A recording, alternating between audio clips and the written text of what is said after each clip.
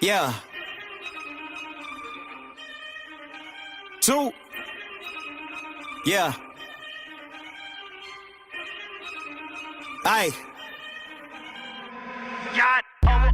I'm jacking the beat, you calling the cops. The yapping is cheap, I call you the ops. The rapping is hating, it's all cause of pop. You get a leak for the ball, get a drop. Feel like I'm wrong when I double it back, cause I'm making it harder to catch that. But I covered the ticket, I call you to visit. You tipping and hit up the cash app. Baby girl, been around for it. Yeah, in the old days, I was stuck in old ways. Never really trying to flip the old page. Young man tripping at an old age. Thinking I was flicking, had a low wage. Led the bro days, then a slow praise. Thinking it'd be different, it would gon' change. Then it really didn't, it's a cold game. Yeah, hey, all I really wanted was the money in the pocket. Got over money, but the money ain't the topic. Like Bill Doe and the money gotta stop it. Kid need food and the whip need juice. I'ma get these views when the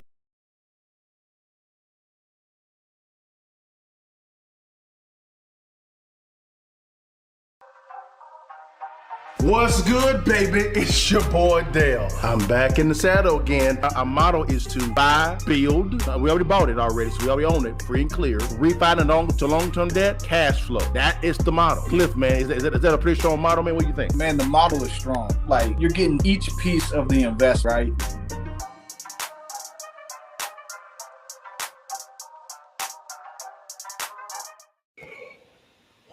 What it do, baby? It's your partners back in the saddle again. You see that thing, baby? Take that damn picture and give it to your mama. Then what's going on, y'all? Welcome to Real Estate Friday. Cliff, what's going on, baby? How you doing, big time? Man, doing good, man. Another good week. Another good week, man. Did we get the bag, big dog? Oh man, we got we got everything, man. We building something. What you say? Say it with your chest. But told us, say it with your chest, bro. What we doing? Say we building something. We We building on something building big. Yes, sir. something. Oh, we over here, Doc, baby. We up in the lab digging it out, y'all. We talking about new construction projects, single-family residence projects. We talking about buy, renovate, and hold. This is not theory. We actually doing this. We talking about real estate funds and also some real estate lending. We doing some negotiating with some cities too. We in the bag, y'all. We in the bag, man. But yeah, just to let you guys know, we did get the bag, man. That's what's up. Cliff, man. Is family doing well, man? How the family doing? Family doing all right, brother? Oh yeah, man. Family doing good, man. Blessed, man. Yeah, I know. Mm. Know you had a couple things going on this week, man. Hope everything's going good. Seems like you're doing good. Yeah, we doing well, man. It's homecoming weekend for my Ah, oldest, man. So I yeah. got one of them whippersnappers coming into my house to get my good baby girl, Doc. Oh, We gotta have that Den of Thieves scene real quick, bro. The Den of yeah, Thieves scene real quick. Me and the uncles, huh? Yeah, yeah. me That's and the that. Yeah, you gotta let them know. You gotta establish a presence. You know what I'm real saying? talk. Not bad Right, boys, Den of Thieves. We got a whole right. bunch of brothers. You know what I'm talking about? Yeah, Brothers. yeah. You know what I'm saying? Let them know. But You gotta know. let him know. Let him know, man. He can't. I let him know. You casket sharp tonight, brother. You real casket sharp. Casket sharp. It's all good. But yeah, man, let's get into this thing, man. Thank y'all for tuning with your partners today, man. Y'all, it's just gonna be me and Cliff today, man. No videos, guys. We're gonna get into that bag a little bit, guys, and really kind of let you guys know how me and Cliff kind of think of things when it comes to what the Fed is doing, what the economy is doing, and how we're able to see what's going on, reason together, and then prescribe the right solution. You down there, Cliff? Yeah, let's do it. Gotcha. The current market analysis, guys, real quickly, guys. Guys, there's another thing coming up. Another rate hike from the Fed is coming. It's coming. Yes, they did pause it. They did after he said they were going to do two raises. Now, the first raise came, right, Cliff? Yeah. And then he paused it. Now, quick question: why he paused it for? Man, the signs in the economy show that he's already doing damage. Oh, what type of damage he doing? Man, you already know interest rates high, everything expensive. You know, jobs reports coming in a little low. Mm, mm. Yeah, the CPI kind of high, PPI a little bit high Yep. as well, brother. I mean, everything is Hmm. spiking up, big dog, man. Now, what is the reason why? If you could educate the masses, What's the reasoning why the Fed is raising the rates? What are they trying to do? They're trying to slow the economy so that they can keep inflation low. Gotcha. Now, has the raising of the rates helped out at all, or have they hindered more? Or it's definitely helped. I mean, it's definitely done the job. I mean, you slow down the market, and but to me, what they've done is they've only slowed down the market that are interest rate sensitive. Th- Okay. tho- those industries are done, but other industries that aren't sensitive to interest rates, they booming. Hmm.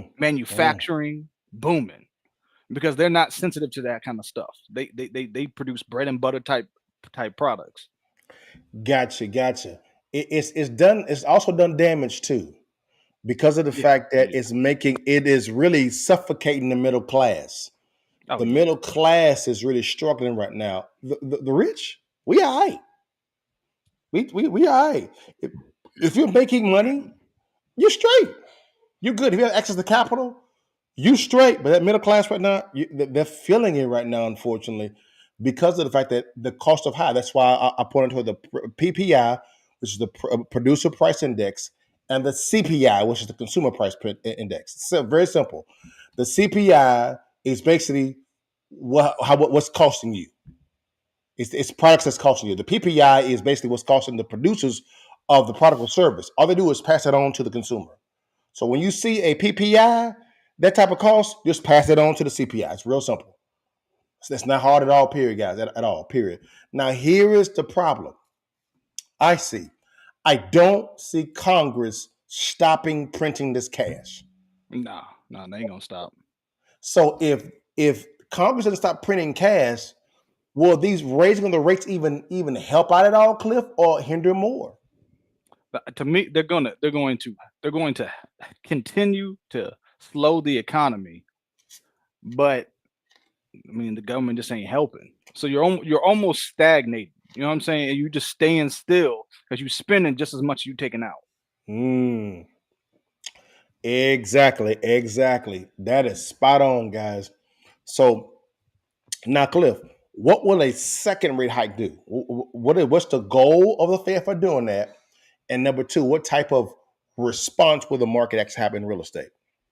Man, if they keep raising, that's gonna slow the economy down more. We're gonna have a recession. Mm. Now, in your opinion, how high does the rating need to go up to for a recession to realistically begin a recession for real already, y'all? Let's play the game. Um, how high does the rate need to go for us to be in a recession? I mean, if they raise it another point, I would say point and a half you know what I mean? You get in that range, you that's almost guaranteed. How much of that raise in this second one is going to be another? It's going to be another quarter point or half a point. They say it's gonna be a quarter point. I think they done. I think they're done. Now, how do you come to that conclusion? Because the market is going the direction they want, but you at some point you gotta stop digging to see how big the hole is. You know what I'm saying? You got you just digging and going and looking, trying to no, you got to stop and see how you got to look and see the damage that they've done. You got to let it go a couple of months to see if you're right. If it keeps going up in a month or two, okay, keep going. But if it stays the same or goes down, you don't need to do more. But you got to stop and assess.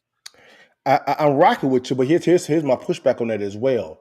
Is you are saying that you don't think they're going to raise it up again, but there's a I don't problem think so. though. Congress is going to continue to print. Now Oh what? yeah. Now what? That they're going to continue to print. You have to raise it up to really, I'm gonna say, sweat out that excess cash because there's so much excess cash out there. So much fake success out there. You agree? I mean, if they keep, it depends on the rate they spend. But the Okay. problem is they spend at a high rate. They just spending money, wasting it. I mean, it's causing all the problems we got because we keep spending money we ain't got. Period. If they keep doing that, it's over. We're gonna It's have over. problems. Now, when do you see hyperinflation come into play? I think the only way we get hyperinflation is if you drop rates significantly. Okay, let's go down the rabbit hole because you said that you think they're going to lower rates next year. Right. But not Okay, not enough to cause hyperinflation is if they dropped it back down to like close to 0% interest rates. And if you have 0% interest rates in an excess cash environment, that's hyperinflation. so let's walk through the exercise. Right now we're at 8%. They said they go up. They said they go up another eight and a quarter, another quarter percent. So now you're eight and a quarter now. Next year you're saying they're going to lower the rate down. Lower the rate down to what? They'll probably do exactly what they did already in reverse. So they're probably going to do maybe a quarter point or a half point in the first meeting, see how that does. So you may drop down to over the course of by the end of the year, it's possible they could be at 6.5. But even at 6.5%, you have two variables now. People actually owe more debt on their credit cards. So more is Mhm. going out than coming in. Their wages are not outpacing inflation because now it's stagnant now, right? The cost of goods is up. So now it's costing more money to go out and actually buy the necessary goods to live. Who can still afford to buy a house at 6.5%? As long as unemployment stays low. If you have unemployment that stays low, then you will offset some of those costs. But the interest rate, lowering the interest rate is going to allow them to afford more. You're going to see more refinances come back, which is going to spur more transactions, which is going to increase cash flow in different sectors. Who's going to be refinancing? You talking about investors or you talking about home buyers? Both. What home buyers are going to, percentage wise, let's say how many home buyers are the lion's share of home buyers have a 2 to 4% rate, Oh, oh yeah. or so why would they refinance up to a 6.5% rate? So you can have two different types. That's a majority of the market is just going to hold, but you're going to find a decent amount. You're going to find a decent amount that they're refinancing because the excess equity, Mm, because of inflation, property values went up. No mhm. one's going to try to change if you got a 3, 4, you're not going to try to change that to an 8 to cash out. No. Would you on a 5.7, 5.5? You might if you're pulling out 100, 200,000. So you're going to have some market doing that. Plus, the past 2 years, you're going to have all of those people who bought a house in the past 2 years looking to refi. Do they have enough equity in the deal though to make it happen? I would say it's going to be like 50% of the homes purchased are going to be able to refi. So therefore it's going to still be a very stagnant economy. It's going to It's be not slower, but very slow. it's going to be faster than it is now, though. This is where me and Cliff differ, guys. I don't think they're going to lower the rates next year. I think they're going to raise them more Mm. because of the fact that Congress will not stop printing. They can't. Congress cannot stop printing. Right now, you have the executive branch and the legislative branch, both sides of the aisle, fighting over excess spending. You have one side that wants to curb the domestic spending. The other side wants to increase it. There's got to be a meeting of the minds somewhere. And there's going to be some excess spending here and some cutting here. But it's going to be more spending. Biden's his budget, I believe, for next year is $7 trillion. That's gonna bloom up to about 10 trillion. And I'm like, what the That, hell? that, that That he make no said sense. $7 trillion. They ain't a Uh, real number. They $7 trillion, ain't no real bro. number. Yeah, and I'm like, wait a minute, what's he gonna spend that on, man? Like, golly. Now people may say, well, LaDale, they're not gonna spend it as fast as you think. They're spending as fast, they spending it. It's being parented. It's coming. So I'm like, if he lowers it next year, that's when I think you'll see hyperinflation. Okay, because you think there's a lot more excess coming. Yes, man. Now if they came and said, Okay, the budget was 7 trillion. Now we down to 4. Oh, okay, I'm rocking with you then. Okay, so you cutting 3 trillion off the thing? Let's get it. We are spending. We're taking in roughly 5 trillion and spending 7 trillion. Yeah, you can't have that.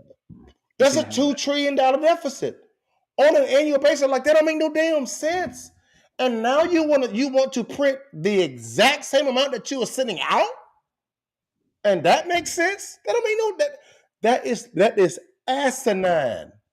And we ain't used none of our foundational assets, which is fossil fuels, petroleum.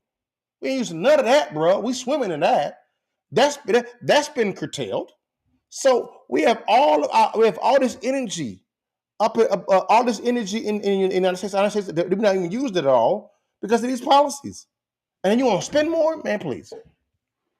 Yeah, if you got a $2 trillion deficit, you can't put that much money in the economy. You can't. You can't do that. That's if that's the case. I'm gonna go with you. If they go ahead and they're gonna put 2 trillion in, I still think they would cut.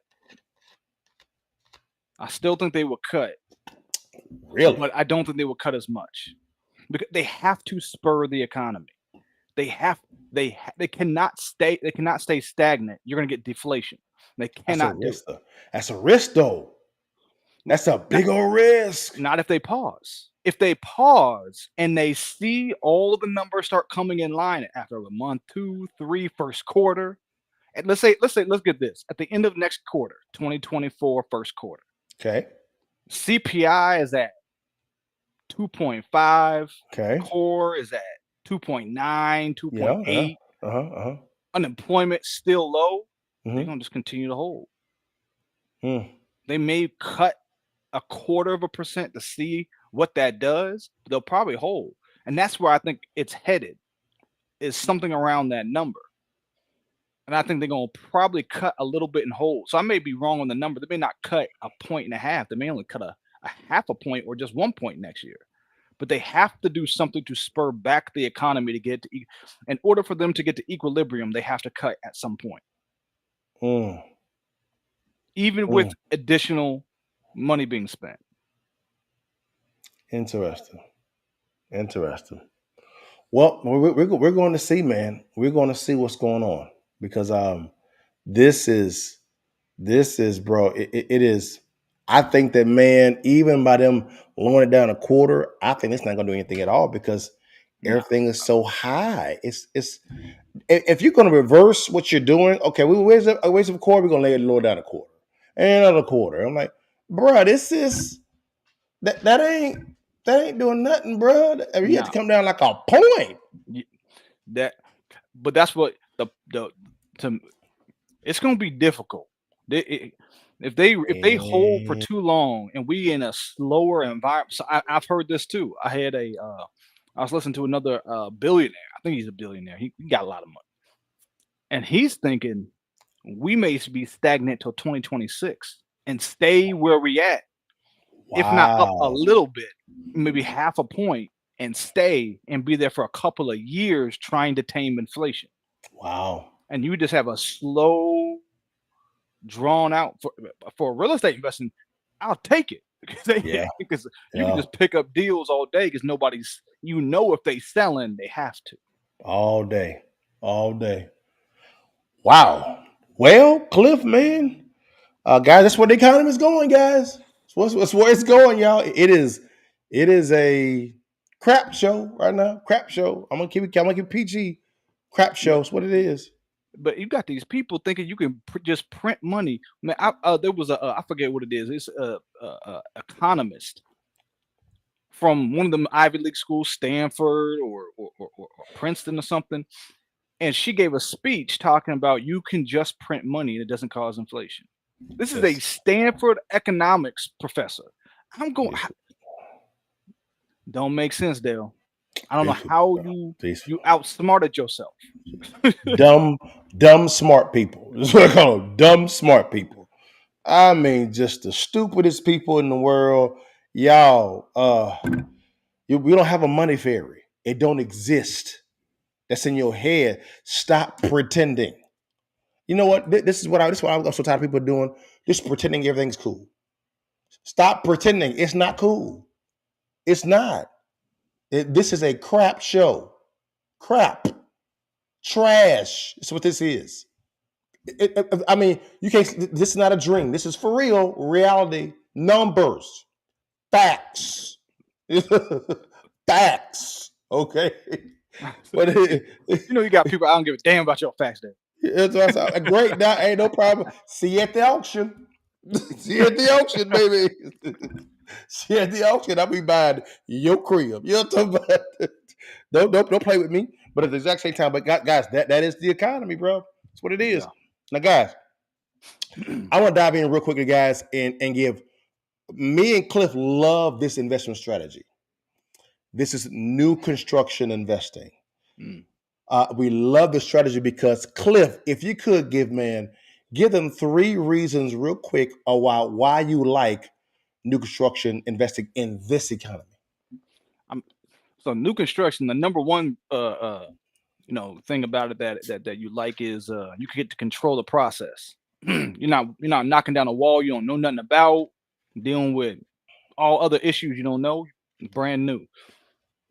The second thing is it's brand new. You got no maintenance, you got no problems.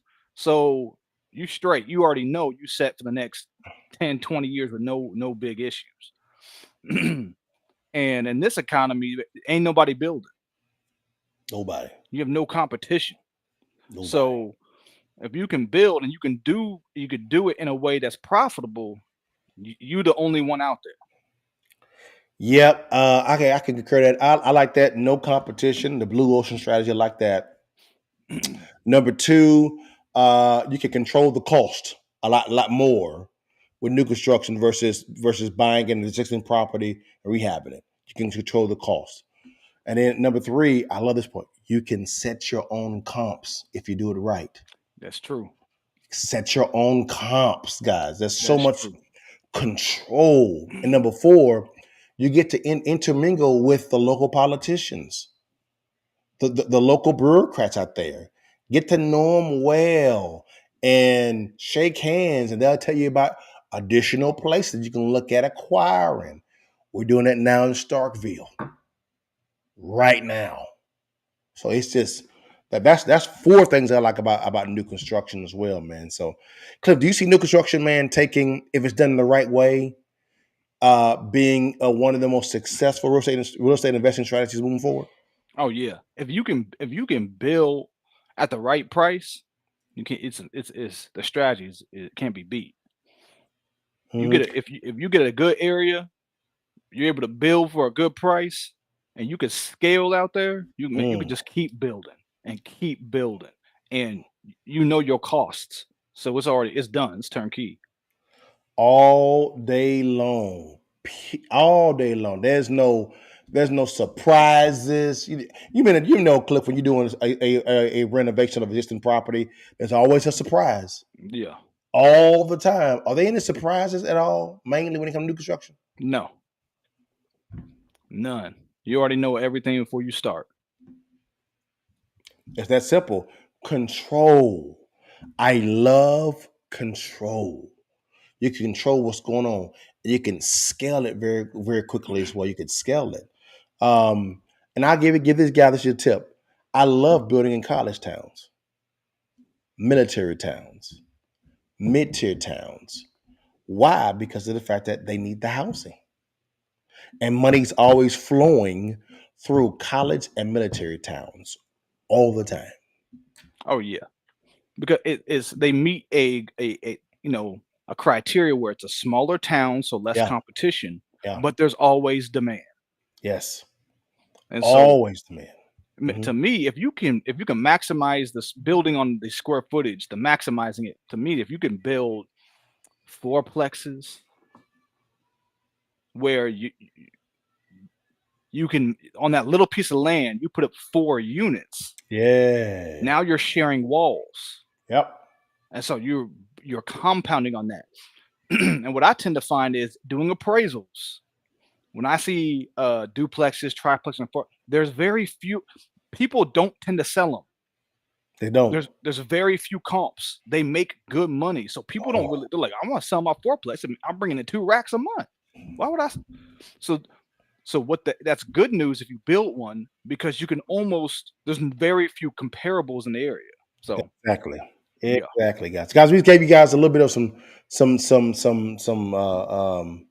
some tips on new construction that we're actually doing. This is not theory.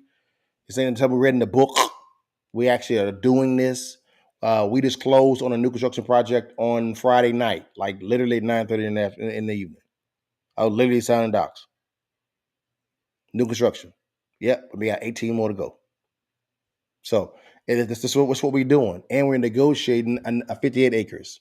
Y'all saw those on Instagram. Y'all saw my stories. That's another project we're doing. Yep, with the city, and boy, is it a good deal. My God.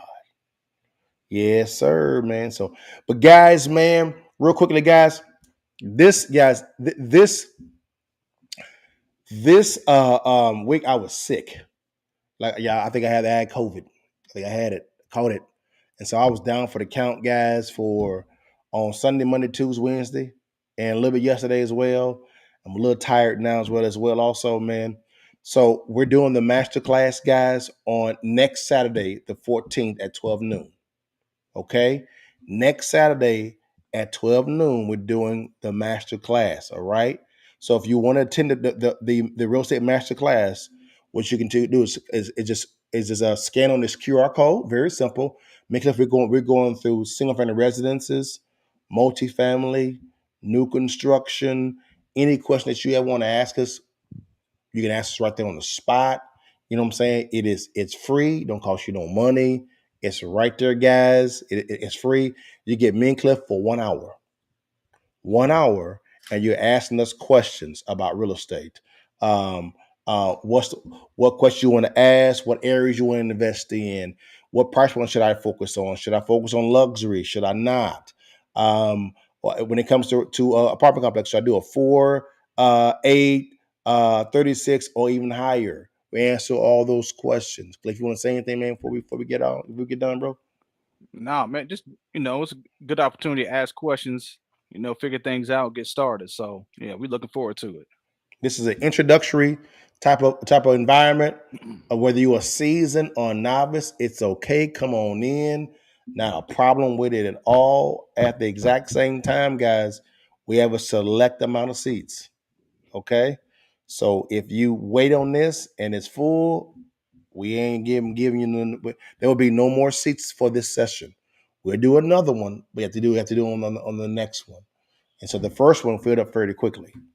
It did in about 48 hours. And so we will be doing the marketing on this starting tomorrow. So guys, we're ready to move forward. So Cliff, you want to say anything, man, before we get off, brother? No, that's it, man. Till next week. Well, guys, man, thank you for your time. God bless you. And y'all know how we end it every single time, guys. Before you leave, and while you can, you see that thing, guys, take that damn picture and give it to your mama now. Now say it with your chest and for your partner. And holler at your partners. All right, y'all. See y'all next Friday. Peace. God give thanks. Bless God give thanks. Bless God give thanks. Bless God give thanks. Big God, big